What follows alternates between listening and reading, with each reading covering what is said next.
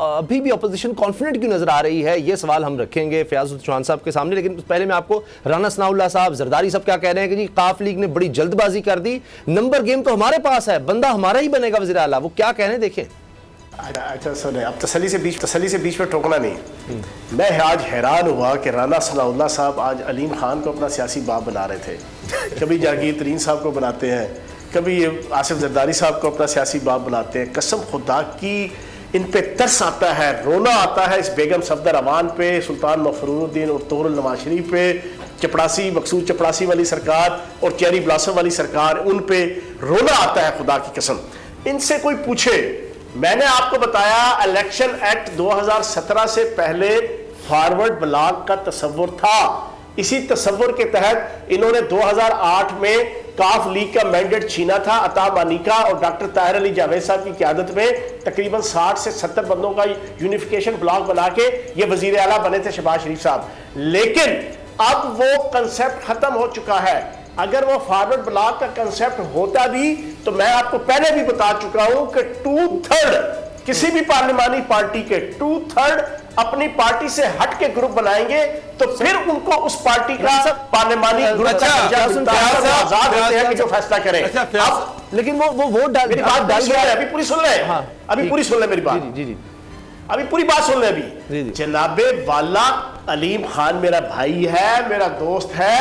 اور یہ ان کو یہ کون سی یہ جناب یہ فگرز پیش کر رہے ہیں؟ نہیں، ایسی کوئی صورتحال نہیں ہے، کوئی صورتحال نہیں ہے۔ چھینا گروپ اعلان کر چکا ہے ہم عمران خان کے لیڈ کو اپنا لیڈر مانتے ہیں، ترین گروپ عمران خان کو اپنا لیڈر مانتی ہے، علیم خان صاحب بھی انشاءاللہ اللہ پاک کے کرم سے وہ عمران خان کی بات کو مانیں گے، اور وہ اگر خدا نخواستہ کوئی بھی نہیں مانتے نا وہ دوسری طرف نہیں جا سکتے۔ کیوں؟ اب اگلی بات سنیں، ابھی دو فیصلے ہونے ہیں، دو فیصلے ایک آنا ہے آپ کا سپریم کورٹ کا فیصلہ، ٹھیک ہے، اس سپریم کورٹ کے فیصلے کے بعد، اور دوسرا آنا ہے سپیکر قومی اسمبلی کا عین عدم اعتماد کی ووٹنگ والے دن جو اس کے اختیارات ہیں، وہ جب آئیں گے نا تو آپ کو لگ پتا چلا جائے گا سارا کچھ، ہے نا۔ ابھی جب 5 سال یا 10 سال یا تاحیات نااہلی کا اگر اعلان کر دیا سپریم کورٹ نے کہ ہاں جی ووٹ تو ڈل جائے گا، ووٹ کاؤنٹ بھی ہو جائے گا، لیکن یہ تاحیات نااہل ہو جائیں گے یا 10 سال کے لیے، تو کون پہ وقوف ہے کہ جو اپنی سیاست کا بیڑا گھر کرے۔ اور آخری سب سے امپورٹنٹ چیز میں آپ تینوں دوستوں کو بتاؤں گا، آج سے مہینہ پہلے یہ سارے دوست وفاق اور صوبے میں صرف اس وجہ سے ناراض تھے کہ ان کو نظر آتا تھا کہ مہنگائی اور اس قسم کے جو ٹوپی ڈرامے رچائے ہوئے تھے میڈیا نے اور مخالفین نے، اگلا الیکشن شاید پی ٹی آئی کے ٹکٹ سے مشکل ہوگا۔ اب 1 مہینے کے اندر ایسی صورتحال بن گئی ہے کہ پورے پنجاب میں اگلا الیکشن جیتنے کی ضمانت صرف پی ٹی آئی کا ٹکٹ بن گیا ہے۔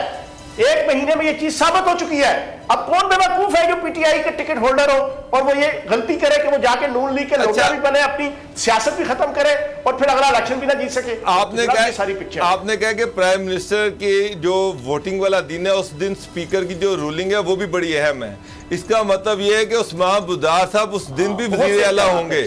تو سر یہ عثمان بزدار صاحب کا استعفیٰ کب جائے گا گورنر صاحب کے پاس؟ یہ نہ ہو کہ پرائم منسٹر کے پاس بھی پڑھا رہے اور وہ بیچارے خود اعتماد کا شکار ہو جائیں۔ نہیں، جب ایک کمٹمنٹ کر لی پرائم منسٹر صاحب نے چوئی صاحب کے ساتھ تو کمٹمنٹ ہو گئی ہے،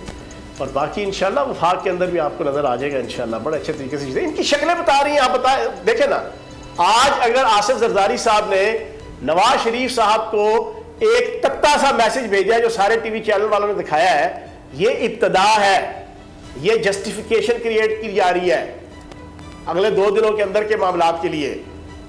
کہ جناب آپ نے تو بیڑا گھر کر دیا ہمارے اتحاد کا، ہماری تحریک عدم اعتماد کا۔ ہم آپ کو کہتے تھے چودھری پرویز الہی صاحب کو کینڈیڈیٹ لے آؤ، آپ جناب گیدڑ کی طرح پہاڑ پہ چڑھ گئے تھے، آپ جناب پکڑائی نہیں دے رہے تھے، تو اب رول بھگتو۔ تو یہ ایک ابتدائی طور پہ انہوں نے فلر چھوڑا ہے، پھر اس کے بعد کل اور پرسوں 2 دن میں اور چیزیں بھی آپ کو نظر آ جائیں۔ اچھا ایک چیز یہ کہی جا رہی ہے چوہان صاحب کہ جو آپ کہہ رہے ہیں، یہ کہا جا رہا تھا کہ جو بھی لوگ گئے ہیں وہ 20-22 کروڑ روپیہ لے کر گئے ہیں، اور راجہ ریاض صاحب کہتے ہیں کہ میں ساری زندگی کے میں کہتا ہوں کہ میں تاحیات ہی میں نااہل ہو جاؤں تب بھی کوئی بات نہیں، میں تو ووٹ ڈالوں گا۔ تو یہ کروڑوں روپے لے کر اتنا اگر 20-22 کروڑ روپیہ لے کے کوئی نااہل پکا ہی ہو جائے، میرے خیال میں اس کا گزارا نہیں ہو جائے گا، بلکہ 2-3 ارب تو کہہ رہے ہیں کہ مجھے حکومت نے آفر کر دی۔ یہ اپنی سوچ ہے نا سر، اپنی سوچ ہے نا، لیکن جس نے پالیٹکس کرنی ہے، اصل میں اب دوبارہ آپ کو دہرا دوں کہ جتنے لوگ صوبے یا وفاق کے اندر کسی بھی بہانے سے کوئی ناراض تھے نا، بنیادی وجہ یہ تھی کہ آج سے 1 مہینہ 1.25 مہینے پہلے تک ٹیمپو پچھلے 2 سال سے کووڈ-19 کی وجہ سے جو مہنگائی پوری دنیا میں آئی ہوئی تھی، پاکستان کے اندر میڈیا میں اسی آل پاکستان لوٹ مار ایسوسی ایشن نے اور جناب بیرونی طاقتوں کے پیسے نے اربوں روپے لگا کے یہ ماحول بنایا ہوا تھا کہ جیسے امریکہ میں بھی مہنگائی عمران خان لے کے آیا ہے، جیسے کینیڈا میں بھی مہنگائی عمران خان لے کے آیا ہے، اور وہ مہنگائی کا اتنا زیادہ واویلا مچا دیا تھا کہ یہ M N A M P تھوڑے سے گھبرائے ہوئے تھے، کمزور ایمان کے جو تھے، انہوں نے بہانہ جو بھی کرنا تھا تلاشنا تھا کہ یار نون لیگ کا ٹکٹ لیتے ہیں، لیکن اب صورتحال 180 ڈگری چینج. اچھا یقین جانے راول پنڈی کے اندر کوئی نون لیگ کا ووٹر سپورٹر نہیں نکل سکا کل جلسے میں.